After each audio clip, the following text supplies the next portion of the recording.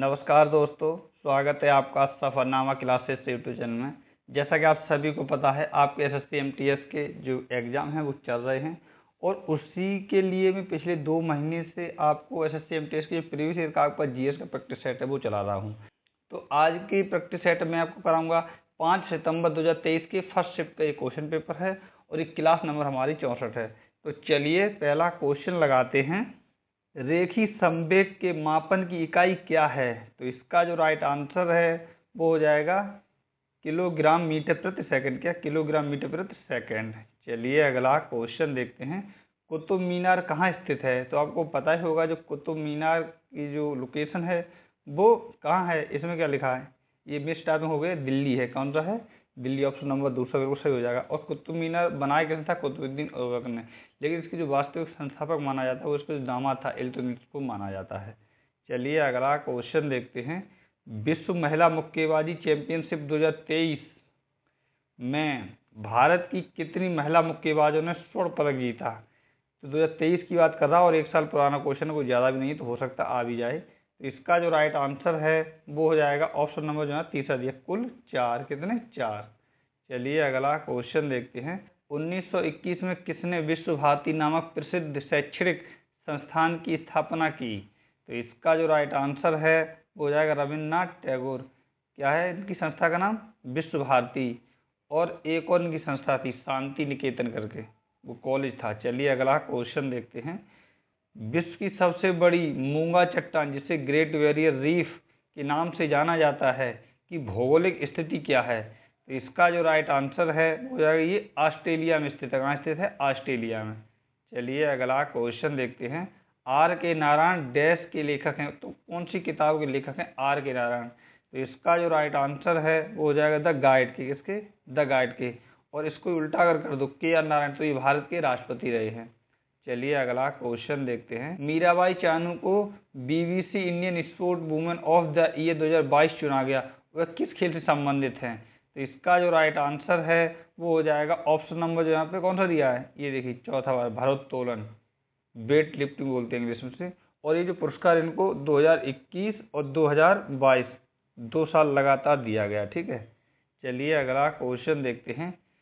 ये थोड़ा सा मिस्टेक हुआ है। तो शिशुपीलिया का सबसे स्पष्ट लक्षण कौन सा है जो आमतौर पर जन्म के बाद दूसरे और चौथे दिन से दिखाई देता है? ठीक है।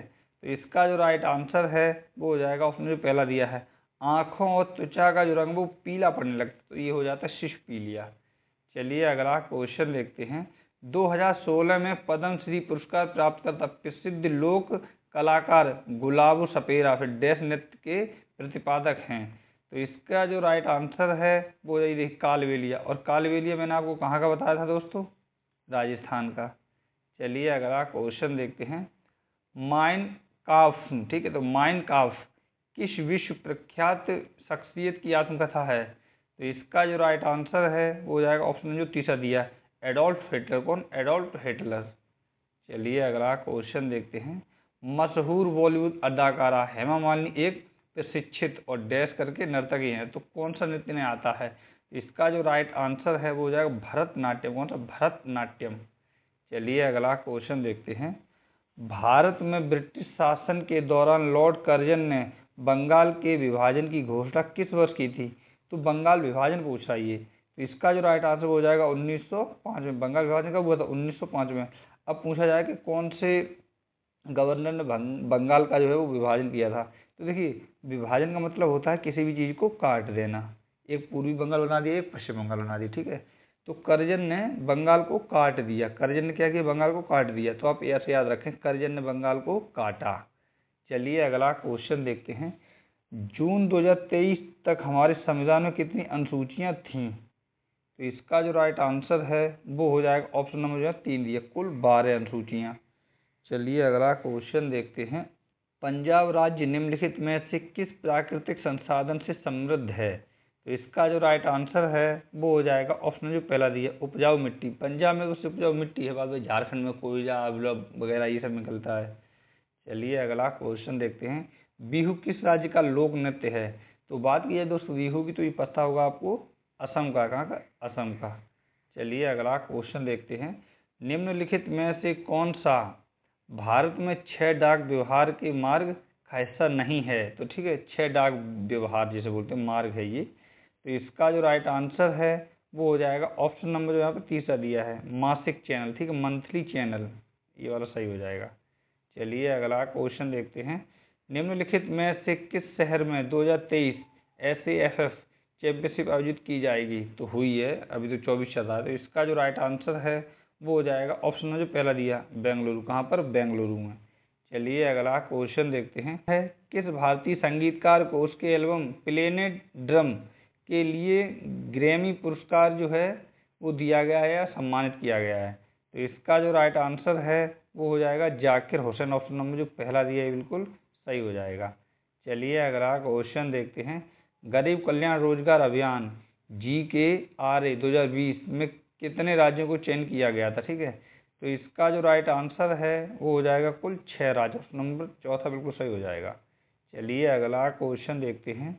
गंगूबाई हंगल का संबंध मुख्य रूप से किस घराने से था? तो इसका जो राइट आंसर है वो हो जाएगा किराना घराना। कौन सा? किराना घराना। चलिए अगला क्वेश्चन देखते हैं।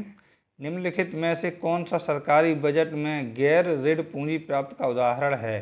तो इसका जो राइट आंसर है वो हो जाएगा ऑप्शन नंबर जो यहाँ पे ये देखिए तीसरा वाला दिया है, सरकारी स्वामित्व वाली भूमि की बिक्री। चलिए अगला क्वेश्चन देखते हैं। बैंकिंग में ब्याज शब्द का क्या अर्थ है?